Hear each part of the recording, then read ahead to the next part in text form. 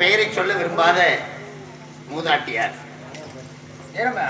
அவனன்றி ஒருவனும் அசையாது என்று சொல்வார்கள். அதனாலே இந்த நாராயணுடைய தோற்றத்தை பார்த்தவுடனே அவர்களுக்கு மனம் லயித்து அவருக்கு பொன்னாடை அணிவித்து நாம் வணங்க வேண்டும் என்ற அந்த எண்ணம் பக்தியின் தூண்டுதல். உலகமெல்லாம் சக்தி நேரி வாங்க வேண்டும், ஒவ்வொரு மனக்குறையும் நீங்க வேண்டும் என்று சொல்வார்கள். அதனாலே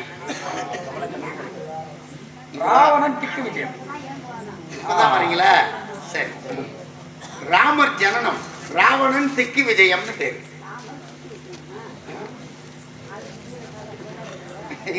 இருக்கு இருக்கு உட்காருங்க.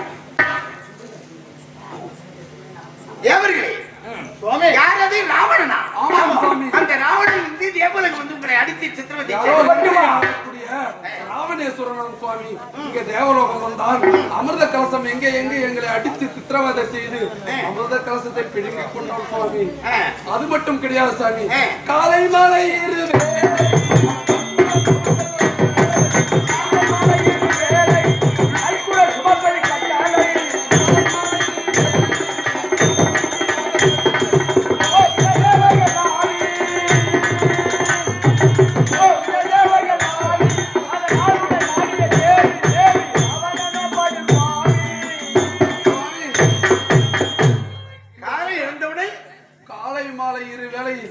வஜ்ராயம் பிடிக்கும் கரங்களால் கல்குடம் சுமக்க வேண்டுமாம் சுவாமி. கட்டளை இட்டுள்ளான் சுவாமி. கல்குடம் சுமக்க உனக்கு கட்டளை இட்டிருக்கின்றன. அது மட்டும் கிடையாது, அமிர்தத்தில் பிறந்தவர்கள் மனைவி இந்திராணி இருக்கின்றார் அல்லவா? கறிவகைலாம் சாப்பிட மாட்டான், முட்டை மீன் முட்டை தான் சாப்பிடறான். அவனுக்கு அந்த தான் சமைச்சு போட்டுன்னு இருக்கிறேன். உனக்கு சமைக்க போட முடியாது, கட்டளை இட்டு இருக்கிறான். ஆமா தாத்தா. சுவாமி, சத்தியலோகம் வந்தான்.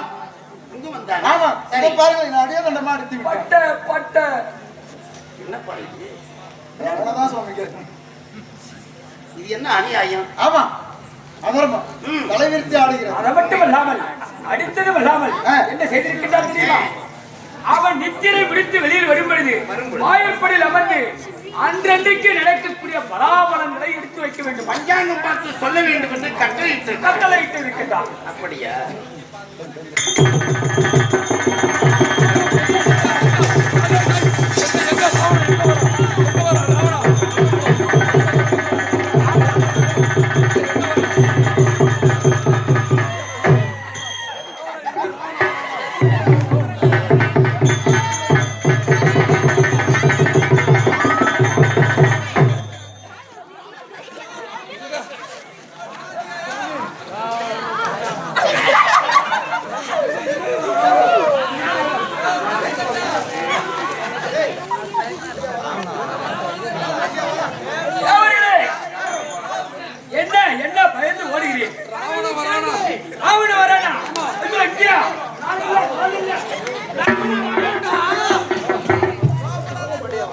தேவர்களே, ஏன் இப்படி விரண்டு ஓடுகிறது? என்ன காரணம்? வாருங்கள். என்ன நடக்குது?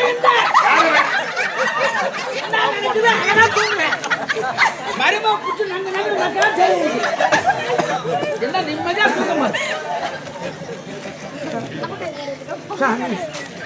யாரையா தாங்கள்? யார் நீங்கள்? நான் தான் கண்ணு விரிசி போவோம், கால விரிசி. கண்ணுவரிசியின் புதல்வர். ஆமா சாமி. காலவரிசியா? ஆமா சாமி. மேல வாருங்கள். ஆமாம் சாமி. ஆமாம் சாமி இல்ல. என்ன இது? இப்படி அங்கலமாக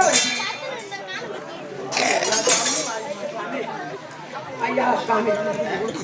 ஐயா சாமி. ஐயா சாமி இல்ல, நான் அப்பா சாமி. நான் சாமி கோன் சாமி சாமி. இல்லையா? மரவள்ளி கிழங்கு சாமி. இல்லையா? ராவணா வரும்.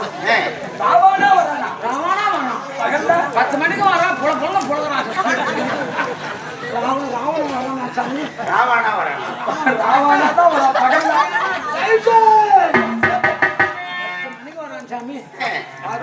சாட்டி மானா ஒரே அடிக்கிறாரு. ஒரே கொடூரம். பயங்கரமான கொடூரம். அரக்கன் அல்லவா? ஆமா. அவன் புத்தி அப்படித்தான். அவனுக்கு நல்லபடியாக டெத்து வராது. இருக்கிற போராதுக்கெல்லாம்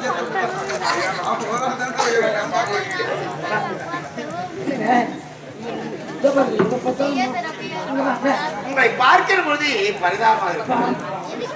உள்ளம் நடுங்குகிறது, உடல் நடுங்குகிறது. என்னையா இது? உதிரம் சொட்டுகிறது.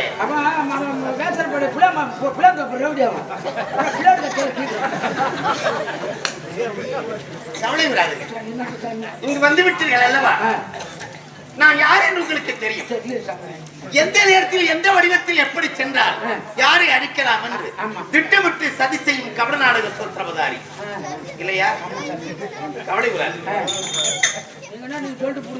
அவன் தேவவனுக்கு வந்து உங்களை அடித்து இப்படி சித்திரவதை செய்வதற்கு காரணம் என்ன தெரியுமா? மிகப்பெரிய வரப்பிரசாதியவன். 3.5 கோடி ஆயிலை வரமாக பெற்றிருக்கிறார். 3.5 கோடி ஆயிரம். ஆமாப்பா. அப்படி வரம் பெற்றவன் தேவவுலகம் வந்து நம்மை அடித்து இப்படி இசைக்கிறானே, மறுபடியும் எப்பொழுது வருவானோ, எந்த நேரத்தில் வருவானோ, எப்படி அடிப்பானோ என்று உங்கள் உள்ளம் நடுங்கி வேதனை அடைகிறது. தேவர்களே, அஞ்சாதி தேவர்களே,